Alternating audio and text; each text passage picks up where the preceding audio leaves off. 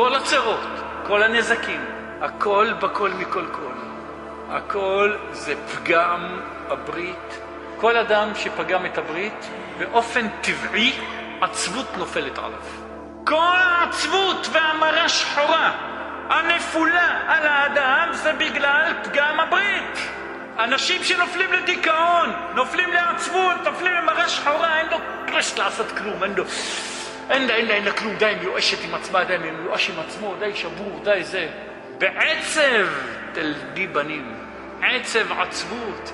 למה? כי הוציאו בנים זרע לבטלה, או גרמו להוצאת זרע לבטלה, או פגם הברית. לכן עצב, בעצבון תאכלנה. מה התקנה לזה? שמחה. למרות שקשה, למרות שעצוב, והיצר הרע יעשה הכל שיהיה לך עצוב. הוא יחפש מתחת לאדמה איך לא ינעמו לך החיים. זה יכול להיות מישהו הרגיז אותו לרגע, זה יכול להיות נפשית, וזה יכול להיות בריאותית. העיקר איך לשבור את האדם, איך להביא אותו למצב של עצב.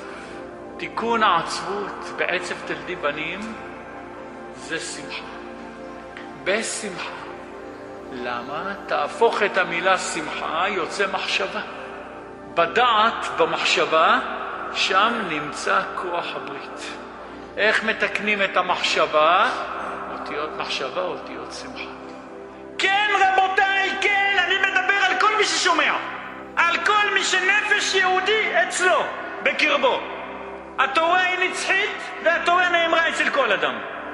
והדברים שווים לכל נפש, גם כי אלך בגיא צל מוות, גם אם הגעת לאיפה שהגעת, ועברת או עברת את מה שעברתם בחיים.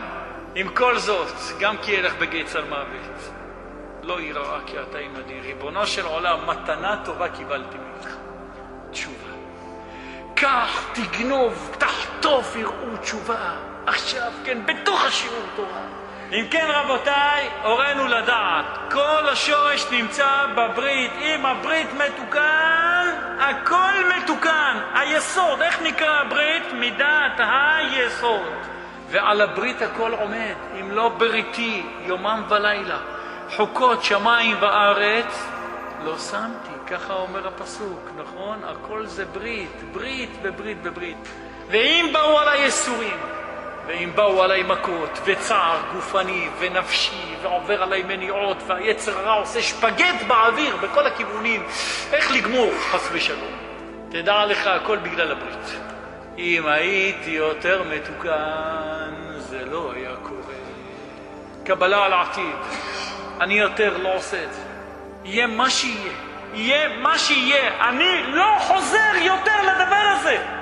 אם זה גבר, אם זו אישה, אני יותר לא אחטיא את הרבים בפריצות הזו, אני יותר לא אעשה את הדבר הזה. בא אדם לשיעור תורה, יושב, כוח התורה, זה האור של התורה, האור של בית הכנסת, של בית המדרש, של הספרי תורה, של הלבבות הכוספים לתשובה. האור הזה בא, יושב, חודר, מפריח את כל הדמיונות מהאדם. ואת הכוח של השיעור תורה הזה לוקחים לכל השבוע כולו. יוצאים מהשיעור תורה, אני מקבל עליי יותר שטות כזאת, יותר אני לא עושה. ודי גמרנו עם האבל הבלים והדמיונות האלה. בשביל מה לי להפסיד את בת זוגתי? בשביל מה לי להפסיד את בן זוגי? בשביל מה לי להפסיד, להרוס את המשפחה בידיים? בשביל מה לי? בשביל מה לי? בשביל מה לי להביא צרות על עצמי ועל כל עם ישראל? בשביל מה לי שלא יהיה לי ברכה? בשביל מה לי? מעכשיו גמרנו דף חדש, ריבונו של עולם. מעכשיו, מהרגע, דף חדש.